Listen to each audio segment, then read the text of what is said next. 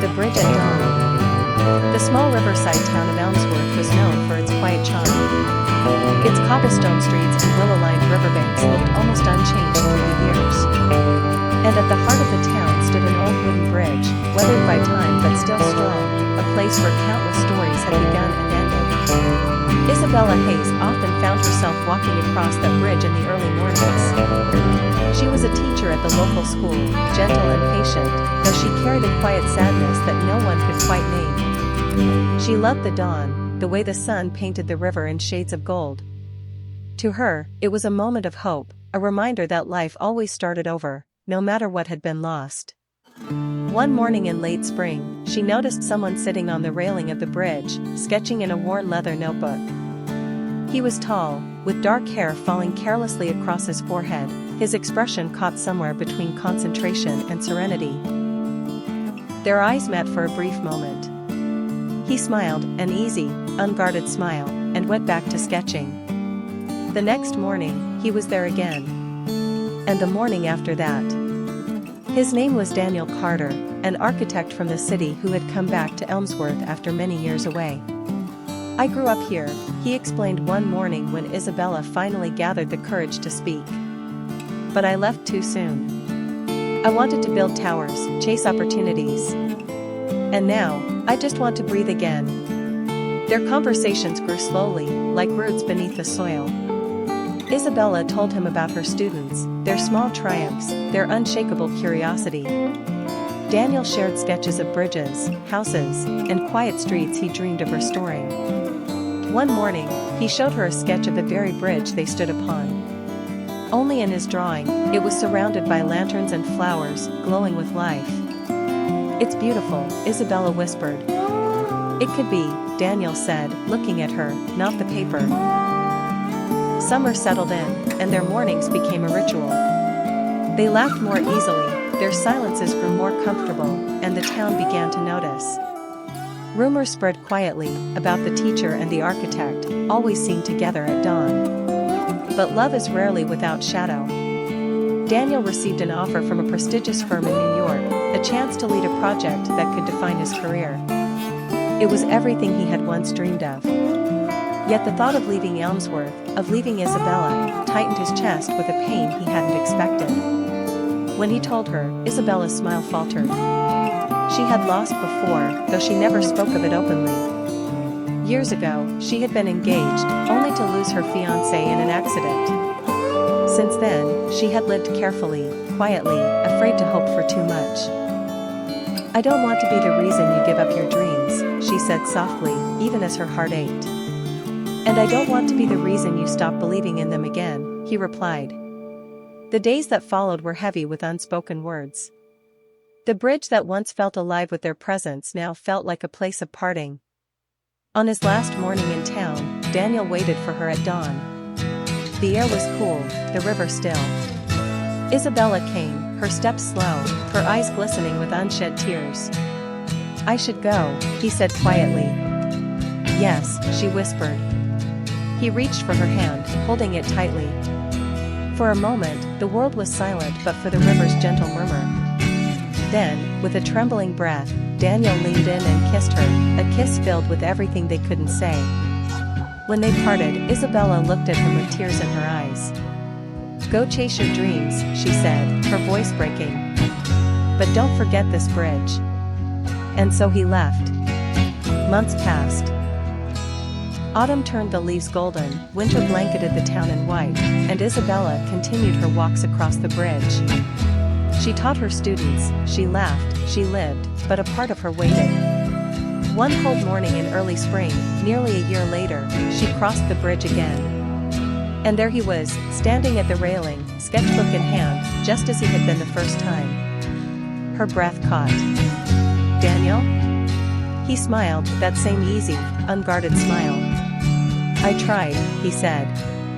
"I went. But every building I designed felt empty. Every morning without this bridge, without you, felt wrong. So I came back." Isabella's eyes filled with tears, but this time they were not from sorrow. She stepped closer, her hands trembling as they found his. "I was afraid you wouldn't," she whispered. Daniel shook his head. "I think I was always meant to be here. With you."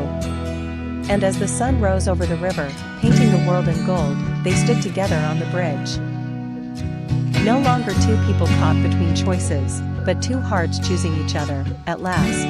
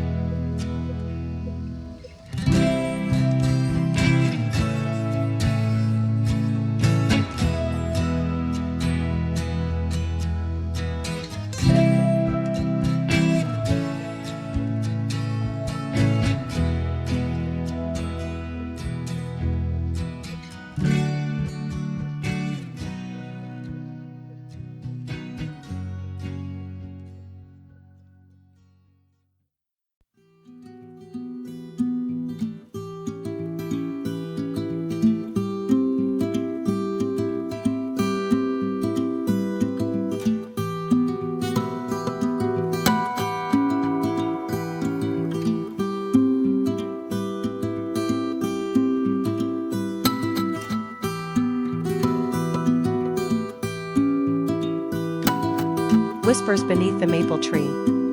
Autumn had always been Emily's favorite season. The streets of her small town shimmered with gold and crimson leaves, and the cool air carried with it a quiet magic that made everything feel softer, slower, almost timeless. She often found herself walking through the park after work, sketchbook in hand, capturing the fading warmth of the day in delicate pencil strokes. It was on one of these walks that she first noticed Daniel. He was sitting under the great maple tree at the far end of the park, his guitar resting gently against his knee. The melody he played was tender and unpolished, as though he wasn't performing for anyone, just speaking with the strings. Emily paused, hidden behind a line of benches, and listened. Something in the music stirred her, as if the chords carried pieces of his soul into the fading light. The next evening, she saw him again. This time, she sat closer, sketching quietly as he played. He noticed her, their eyes met, and a small smile passed between them. Nothing more was said, but the moment lingered like an unspoken promise. Days turned into weeks. Emily and Daniel began to share those quiet evenings beneath the maple tree, her sketches filling with his image, his melodies growing more confident with her silent presence. Slowly, words crept in, gentle conversations about books, childhood dreams, and fears too delicate to confess to anyone else. Daniel told her he had once dreamed of becoming a musician, but life had demanded practicality, and so he worked long hours in a bookstore. Emily admitted she had wanted to be a painter, but instead taught art at a local school, pouring her passion into her students. Both of them had chosen stability over dreams, yet beneath that tree, in each other's company, their abandoned hopes began to flicker alive again. One evening, the first snowfall arrived earlier than expected.